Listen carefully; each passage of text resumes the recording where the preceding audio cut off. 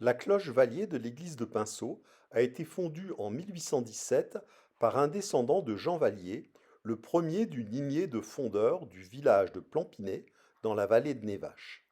La cloche de Pinceau a sans doute été réalisée sur place par les fondeurs de la cinquième génération, Laurent ou François-Pierre, ou par les deux frères réunis.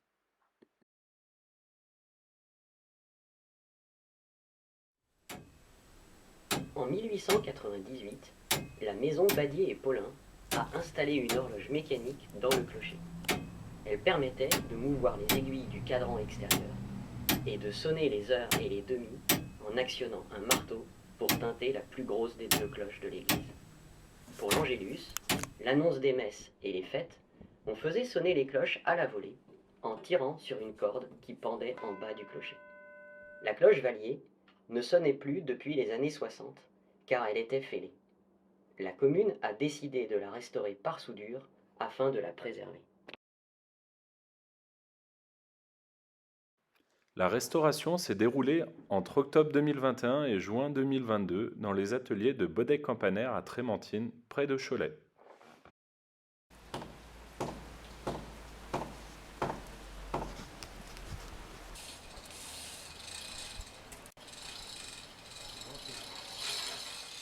Un camion grue impressionnant a descendu la cloche qui a été exposée dans l'église de Pinceau pendant quelques jours.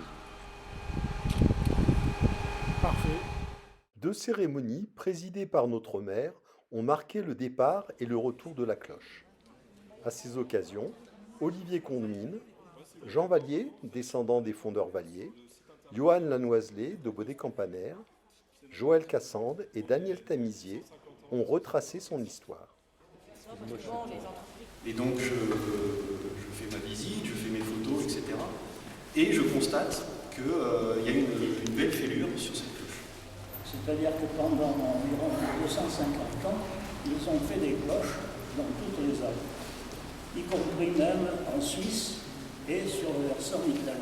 Bon, ma sœur Marielle, Christian, on a vécu avec l'histoire du clocher, c'est le cas de le dire, parce que depuis toute petite, mon père était garde champêtre, alors donc c'est lui qui s'occupait du clocher, et lui, son clocher, son horloge, c'était tout, quoi, c'était vraiment tout. Et bon, bien sûr, toutes les semaines, il fallait remonter, comme il disait, monter l'horloge. Alors toutes les semaines, il fallait qu'on monte en haut dans le clocher et remonter les poids.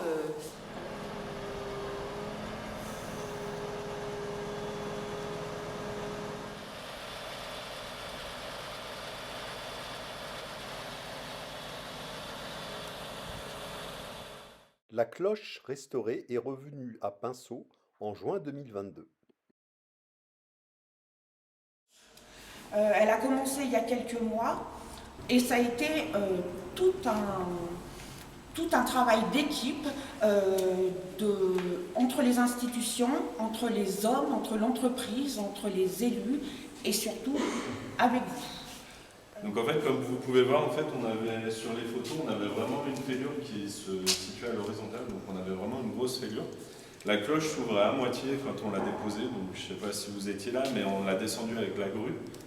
Donc en fait, comme vous voyez, entre les deux images, elle est passée en fait dans un four, c'est pour ça qu'on arrive à récupérer en fait la couleur d'origine de la cloche et plus le vert de gris que vous aviez depuis quasiment plus de 200 ans. On a vu apparaître Denis Raffin, adjoint. C'est mon arrière-grand-père à nous deux, parce que je me suis marié avec ma cousine. Donc c'est notre ancêtre direct. Soit on la remplace, et souvent dans cette opération de remplacement, on parle de refonte. En fait, c'est une destruction. C'est pas une refonte, c'est on fabrique une cloche neuve et l'autre, on ne sait pas où est-ce qu'elle finit. Bon, cette cloche, elle a un peu plus de 200 ans, donc c'est pas beaucoup pour une cloche, mais c'est quand même bon.